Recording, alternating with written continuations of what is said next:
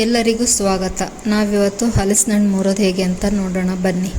ಹಲಸಿನ ಹಣ್ಣು ಮೂರುವಾಗ ನಾವು ಇಳಿಗೆ ಮಣೆಗೆ ಮತ್ತು ಕೈಗೆ ಸ್ವಲ್ಪ ಎಣ್ಣೆನ ಸವರ್ಕೊಂಡು ಮೂರಬೇಕು. ಇಲ್ಲಾಂದರೆ ಅದರದಲ್ಲಿರ್ತಕ್ಕಂಥ ಅಂಟೆಲ್ಲ ಕೈಗೆ ಹಿಡ್ಕೊಳ್ಳುತ್ತೆ, ಹೆಚ್ಚಲಿಕ್ಕೂ ಕಷ್ಟ ಆಗುತ್ತೆ, ಬಿಡಿಸ್ಕೊಳ್ಳಿಕ್ಕೂ ಕಷ್ಟ ಆಗುತ್ತೆ. ಮತ್ತು ಎಣ್ಣೆ ಹಚ್ಕೊಂಡ್ರೆ ತುಂಬ ಸುಲಭದಲ್ಲಿ ಬಿಡುತ್ತೆ. ನಾನಿಲ್ಲಿ ತೆಂಗಿನ ಎಣ್ಣೆನ ಉಪಯೋಗಿಸಿದ್ದೀನಿ. ನಾನು ಹಲಸಿನ ಹಣ್ಣನ್ನ ಯಾವ ರೀತಿಯಾಗಿ ಹೆಚ್ಚ್ತಾ ಇದ್ದೀನಿ ಅಂತ ಸರಿಯಾಗಿ ನೋಡ್ಕೊಳ್ಳಿ. ನೀವು ಕೂಡ ಇದೇ ರೀತಿ ಹೆಚ್ಕೊಳ್ಳಿ. ಇದರಿಂದ ಹಲಸಿನ ಹಣ್ಣು ಬಿಡಿಸ್ಲಿಕ್ಕೆ ತುಂಬ ಸುಲಭ ಆಗುತ್ತೆ. ನೋಡಿ, ಈ ರೀತಿಯಾಗಿ ಮೊದಲಿಗೆ 2 ಭಾಗ ಮಾಡ್ಕೋಬೇಕು. ಪುನಃ ಅದರಲ್ಲಿ ಒಂದು ಭಾಗವನ್ನು ತಕ್ಕೊಂಡು ಪುನಃ ಅದರಲ್ಲಿ 2 ಭಾಗನ ಮಾಡ್ಕೋಬೇಕು. ಆ 2 ಭಾಗದಲ್ಲಿ ಒಂದು ಭಾಗವನ್ನು ತೆಕ್ಕೊಂಡು ಅದರ ಮಧ್ಯದಲ್ಲಿ ಒಂದು ಬಿಳಿದಾದ ದಂಡೆ ಇರುತ್ತೆ, ಅದನ್ನು ತೆಕ್ಕೋಬೇಕು. ಆವಾಗ ಸುಲಭವಾಗಿ ನೀವು ಹಲಸಿನ ಹಣ್ಣನ್ನು ಬಿಡಿಸ್ಕೋಬೋದು. ಉತ್ತರ ಕರ್ನಾಟಕದವ್ರಿಗೆ ಹಲಸಿನ ಹಣ್ಣನ್ನು ತಿನ್ನಲಿಕ್ಕೆ ಮಾತ್ರ ಗೊತ್ತು. ಆದರೆ ದಕ್ಷಿಣ ಕರ್ನಾಟಕದವರು ಅದರ ಹಣ್ಣಿನಲ್ಲಿ ಪಾಯಸ ಮಾಡ್ತಾರೆ, ಕಡುಬು ಮಾಡ್ತಾರೆ, ಹಾಗೆ ದೋಸೆ ಮಾಡ್ತಾರೆ. ಅದೇ ಸಣ್ಣದು ಎಳೆದು ಕಾಯಿ ಇತ್ತು ಅಂತಂದರೆ ಅದರಲ್ಲಿ ಪಲ್ಯ ಮಾಡ್ತಾರೆ. ಸ್ವಲ್ಪ ಬೆಳೆದಿತ್ತು ಕಾಯಿ ಹಲಸಿನ ಹಣ್ಣಲ್ಲಿ ಹಪ್ಪಳ ಮಾಡ್ತಾರೆ. ಹಾಗೆ ಅದನ್ನು ಸಣ್ಣದಾಗಿ ಹೆಚ್ಚಿಬಿಟ್ಟು ನಾವು ಉಪ್ಪಿನಕಾಯಿಗೆ ಹೇಗೆ ಉಪ್ಪು ಹಾಕಿ ಇಡ್ತೀವೋ ಅದೇ ರೀತಿ ಈ ಹೋಳುಗಳನ್ನ ಸಣ್ಣದಾಗಿ ಹೆಚ್ಚಿಬಿಟ್ಟು ಉಪ್ಪಿಗೆ ಹಾಕಿಡ್ತಾರೆ. ನಂತರದಲ್ಲಿ ಮಳೆಗಾಲದ ಸಮಯದಲ್ಲಿ ಇದನ್ನು ಪದಾರ್ಥ ಮಾಡಲಿಕ್ಕೆ ಉಪಯೋಗಿಸ್ಕೊಳ್ತಾರೆ. ಮಳೆಗಾಲದಲ್ಲಿ ತರಕಾರಿ ಎಲ್ಲ ಸಿಗೋದು ಸ್ವಲ್ಪ ಕಷ್ಟ, ಯಾಕಂದರೆ ಆ ಕಡೆ ತುಂಬ ಮಳೆ, ಹಾಗಾಗಿ ಸ್ವಲ್ಪ ಕಷ್ಟ. ಹಾಗೆ ಹಲಸಿನ ಹಣ್ಣಿನ ಸುತ್ತ ಬಲೆ ಹಾಗೆ ಇರುತ್ತಲ್ಲ, ಅದನ್ನು ಅವರು ನಾವು ಈರುಳ್ಳಿ ಬೊಂಡ ಹೆಂಗೆ ಮಾಡ್ತೀವೋ ಹಾಗೆ ಇದ್ರ ಬೊಂಡನ ಅವರು ಮಾಡ್ತಾರೆ. ಹಲಸಿನ ಹಣ್ಣಿನ ಬೀಜವನ್ನು ಸೌತೆಕಾಯಿ ಸಾರೆಲ್ಲ ಮಾಡುವಾಗ ಅದರಲ್ಲಿ ಬೇಯಿಸ್ಬಿಟ್ಟು ಅದಕ್ಕೆ ಹಾಕ್ಕೊಳ್ತಾರೆ. ಹಾಗೆ ಬರೀ ಬೀಜವನ್ನು ಬೇಯಿಸ್ಬಿಟ್ಟು ಅದನ್ನು ಉಪ್ಪು ಕರಿ ಅಂತೇಳ್ಬಿಟ್ಟು ಮಾಡ್ಕೊಳ್ತಾರೆ. ಅದಕ್ಕೆ ಉಪ್ಪು ಖಾರ ಎಲ್ಲ ಹಾಕ್ಬಿಟ್ಟು ಕಾಯಿ ತುರಿಯನ್ನು ಹಾಕ್ಬಿಟ್ಟು ಪಲ್ಯದಾಗೆ ಮಾಡ್ಕೊಳ್ತಾರೆ. ಎಷ್ಟೆಲ್ಲ ಮಾಡ್ಕೊಳ್ತಾರೆ ನೋಡಿ ಒಂದು ಹಲಸಿನ ಹಣ್ಣಿನಿಂದ. ನಾವಿವತ್ತು ಹಲಸಿನ ಹಣ್ಣಿನ ದೋಸೆ ಮತ್ತು ಕಡುಬು ಮಾಡೋದು ಹೇಗೆ ಅಂತ ನೋಡಿ. ಇವಾಗ ಎಲ್ಲ ಹಣ್ಣನ್ನು ಬಿಡಿಸ್ಕೊಂಡು ಬಂದಾಯಿತು. ಈಗ ಇದರಲ್ಲಿರ್ತಕ್ಕಂಥ ಬೀಜನ ಮತ್ತು ಏನಾದ್ರು ಸಣ್ಣ ಪುಟ್ಟ ಕಸ ಇದ್ದರೆ ಅದನ್ನು ತೆಕ್ಕೊಂಡು ನೀಟಾಗಿ ರೆಡಿ ಮಾಡ್ಕೊಳ್ಳೋಣ. ಎಲ್ಲ ರೆಡಿ ಮಾಡ್ಕೊಂಡ ನಂತರ ಸಣ್ಣ ಸಣ್ಣದಾಗಿ ಕಟ್ ಮಾಡ್ಕೋಬೇಕು ಅದನ್ನು ಹಲಸಿನ ಹಣ್ಣನ್ನು. ಹಾಗೆ ತಿನ್ನಲಿಕ್ಕೆ ಏನಾದ್ರು ಬೇಕಿದ್ದರೆ ಸ್ವಲ್ಪ ತೆಗೆದಿಟ್ಕೊಳ್ಳಿ. ಉಳಿದಿರೋದನ್ನೆಲ್ಲ ಹೀಗೆ ಸಣ್ಣದಾಗಿ ಕಟ್ ಮಾಡಿ ರೆಡಿ ಮಾಡ್ಕೊಳ್ಳಿ. ನೋಡಿ, ನಾನು ಮೊದಲಿನ ದಿನ ರಾತ್ರಿಯೇ ಅಕ್ಕಿನ ನೆನೆಸಿಟ್ಟಿದ್ದೆ. ಇದನ್ನು ಈಗ ದೋಸೆ ಮಾಡಲಿಕ್ಕೆ ಮತ್ತು ಕಡುಬಿಗೆ ಉಪಯೋಗಿಸೋಣ. ಹೇಗೆ ಅಂತ ನೋಡೋಣ ಬನ್ನಿ. ಮೊದಲಿಗೆ ದೋಸೆಗೆ ಹಾಕ್ಕೊಳ್ಳೋಣ. ಒಂದು ಮಿಕ್ಸಿ ಜಾರ್ ತೊಗೊಂಡ್ಬಿಟ್ಟು ಅದಕ್ಕೆ ಅಕ್ಕಿನ ಹಾಕ್ಕೊಳ್ಳೋಣ. ಅಕ್ಕಿನ 3 ಹಿಡಿಯಷ್ಟು ಹಾಕ್ಕೋಬೇಕಾಗುತ್ತೆ ದೋಸೆಗಾದರೆ. 1 ಹಿಡಿಯಷ್ಟು ಹಲಸಿನ ಹಣ್ಣನ್ನು ಹಾಕ್ಕೋಬೇಕಾಗುತ್ತೆ. ಹಲಸಿನ ಹಣ್ಣನ್ನು ನೋಡಿ ಹಾಕ್ಕೊಳ್ಳಿ ನೀವು. ಕೆಲವೊಂದು ಗಟ್ಟಿ ಇರುತ್ತೆ, ಎಷ್ಟು ಹಾಕಿದರೂ ಹಿಡಿಯುತ್ತೆ. ಕೆಲವೊಂದು ತುಂಬ ನೀರಾಗಿರುತ್ತೆ ಹಲಸಿನ ಹಣ್ಣು. ನೋಡುವಾಗ ಗೊತ್ತಾಗುತ್ತೆ ನಿಮಗೆ ಯಾವ ರೀತಿ ಅಂತ ಇದೆ ಹಣ್ಣು ಅಂತ. ಅದನ್ನು ನೋಡಿಕೊಂಡು ನೀವು ಹಾಕ್ಕೊಳ್ಳಿ. ಮಾಮೂಲಿಯಾಗಿ 3 ಹಿಡಿ ಅಕ್ಕಿಗೆ 1 ಹಿಡಿ ಹಲಸಿನ ಹಣ್ಣು ಹಾಕ್ತಾರೆ. ಆಮೇಲೆ ಅದನ್ನು ನೀವು ಹಲಸಿನ ಹಣ್ಣನ್ನು ನೋಡಿಕೊಂಡು ಸ್ವಲ್ಪ ಹೆಚ್ಚು ಸ್ವಲ್ಪ ಕಮ್ಮಿ ಮಾಡ್ಕೋಬೋದು. ಹೀಗೆ ತಕ್ಕಷ್ಟು ಉಪ್ಪನ್ನು ಹಾಕಿ ರುಬ್ಕೊಂಬನ್ನಿ. ಈ ಥರ ರುಬ್ಬುವಾಗ ಬೇಕಿದ್ರೆ ಸ್ವಲ್ಪ ನೀರನ್ನು ಹಾಕ್ಕೊಂಡು ರುಬ್ಕೋಬೋದು ದೋಸೆಗಾದರೆ. ತುಂಬ ನೀರು ಹಾಕಬೇಡಿ, ನೋಡ್ಕೊಂಡು ಹಾಕ್ಕೊಳ್ಳಿ. ನೋಡಿ, ಇವಾಗ ರುಬ್ಬಿರೋದನ್ನು ಒಂದು ಪಾತ್ರೆಗೆ ತೆಕ್ಕೊಳ್ಳೋಣ ಹಿಟ್ಟನ್ನು. ಈಗ ಒಲೆಯನ್ನು ಹಚ್ಚಿ ಹಂಚನ್ನಿಡೋಣ ದೋಸೆ ಮಾಡಲಿಕ್ಕೆ. ಇದಕ್ಕೇನು ಹಿಟ್ಟು ಹುಳಿ ಬರಬೇಕು ಅಂತ ಏನೂ ಇಲ್ಲ, ತಕ್ಷಣಕ್ಕೆ ಮಾಡ್ಕೋಬೋದು ದೋಸೆನ. ಹಂಚು ಸ್ವಲ್ಪ ಬಿಸಿ ಆದ ತಕ್ಷಣ ಸ್ವಲ್ಪ ತುಪ್ಪನಾರು ಎಣ್ಣೆನಾರು ಹಾಕಿಬಿಟ್ಟು ಸ್ಪ್ರೆಡ್ ಮಾಡ್ಕೊಳ್ಳಿ. ನೋಡಿ, ಹಿಟ್ಟು ಈ ರೀತಿ ಅದಕ್ಕೆ ಇದೆ. ನೀವು ನೋಡ್ಕೊಂಡ್ಬಿಟ್ಟು ದೋಸೆ ಹುಯ್ಯುವಾಗ ನಿಮಗೆ ಗೊತ್ತಾಗುತ್ತೆ ಇನ್ನೊಂದು ಸ್ವಲ್ಪ ತೆಳ್ಳಗೆ ಬೇಕೋ ಅಥವಾ ದಪ್ಪ ಬೇಕು ಅನ್ನೋದು. ಸ್ವಲ್ಪ ತೆಳ್ಳಗೆ ಬೇಕು ಅನಿಸಿದರೆ ನೀವು ಸ್ವಲ್ಪ ನೀರು ಹಾಕ್ಕೊಂಡು ತೆಳ್ಳಗೆ ಮಾಡ್ಕೋಬೋದು. ದೋಸೆ ಹುಯ್ದಾದ್ಮೇಲೆ 1 ಸ್ಪೂನಷ್ಟು ತುಪ್ಪ ಹಾಕಿಬಿಟ್ಟು ಅದನ್ನು ಮುಚ್ಚಿಬಿಟ್ಟು ಸ್ವಲ್ಪ ಬೇಯಲಿಕ್ಕೆ ಇಡಿ.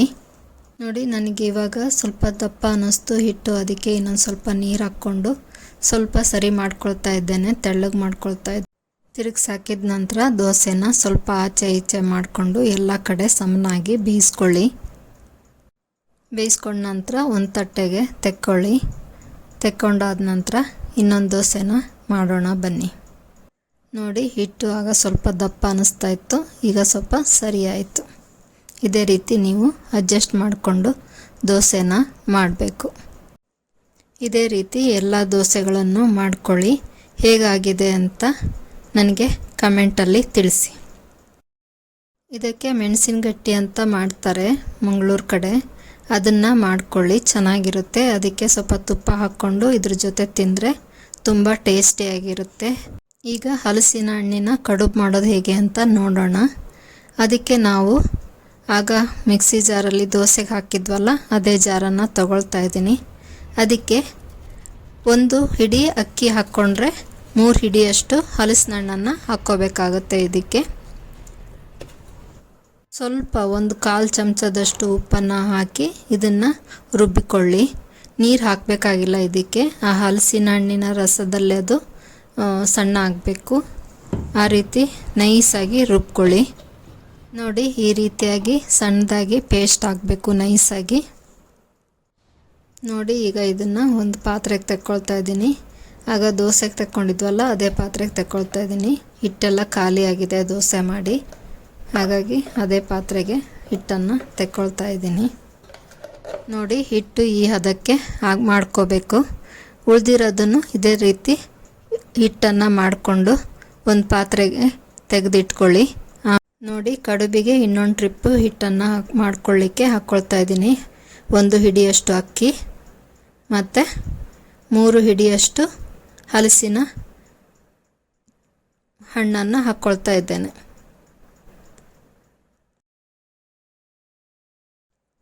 ಇದನ್ನು ರುಬ್ಬಿಕೊಂಡು ಬರೋಣ ಬನ್ನಿ. ನೋಡಿ, ಈಗ ರುಬ್ಬಿ ಆಯಿತು. ಇದನ್ನೀಗ ಆ ಪಾತ್ರೆಗೆ ತೆಕ್ಕೊಳ್ಳೋಣ ಹಿಟ್ಟನ್ನು. ನಾನೀಗ ಕಡುಬು ಮಾಡಲಿಕ್ಕೆ ಇಡ್ಲಿ ಪಾತ್ರೆನೇ ಉಪಯೋಗಿಸ್ತಾ ಇದ್ದೀನಿ. ಅದಕ್ಕೀಗ ತಳದಲ್ಲಿ 1 ಚಂಬಿನಷ್ಟು ನೀರನ್ನು ಹಾಕ್ಕೊಂಡಿದ್ದೀನಿ. ಮೊದಲಿಗೆ ನಾವಿಲ್ಲಿ ಇಡ್ಲಿ ಪ್ಲೇಟಿಗೆ ತುಪ್ಪನಾರು ಎಣ್ಣೆನಾರು ಹಚ್ಕೊಳ್ಳೋಣ. ಆ ನಂತರದಲ್ಲಿ ಹಿಟ್ಟನ್ನು ಹಾಕಿ ಬೇಯಲಿಕ್ಕಿಡೋಣ. ಇದೇ ರೀತಿ ಎಲ್ಲ ಪ್ಲೇಟಿಗೂ ಹಚ್ಚಿ ಇಟ್ಕೊಳ್ಳಿ. ನಂತರ ಕಡುಬು ಹಿಟ್ಟನ್ನು ಎಲ್ಲ ಪ್ಲೇಟಿಗೂ ಹಾಕ್ಕೊಳ್ಳೋಣ. ಹಾಕ್ಕೊಂಡ ನಂತರ ಬೇಯಲಿಕ್ಕಿಡೋಣ. ಹೆಚ್ಚಾಗಿ ಕಡುಬನ್ನು ಬಾಳೆ ಎಲೆ ಅಥವಾ ಚಿಕ್ಕದೆಲೆಯಲ್ಲಿ ಇಡ್ತಾರೆ. ನನಗಿಲ್ಲಿ ಸಿಗ್ತಾ ಇಲ್ಲ, ಹಾಗಾಗಿ ನಾನು ಇಡ್ಲಿ ಪಾತ್ರೆಯಲ್ಲೇ ಇಡ್ತಾ ಇದ್ದೇನೆ.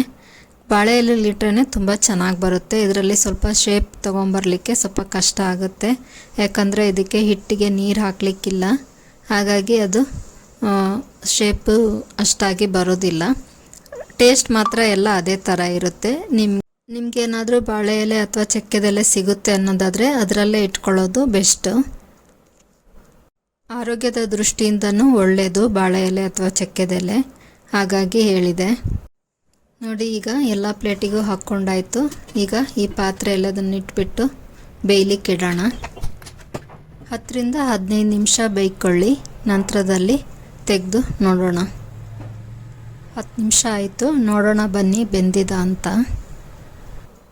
ನೋಡಿ, ಹೀಗೆ 1 ಸ್ಪೂನಿಂದ ಚುಚ್ಚಿ ನೋಡುವಾಗ ಅದಕ್ಕೆ ಅಂಟಲಿಲ್ಲ ಅಂದರೆ ಅದು ಬೆಂದಿದೆ ಅಂತ ಅರ್ಥ.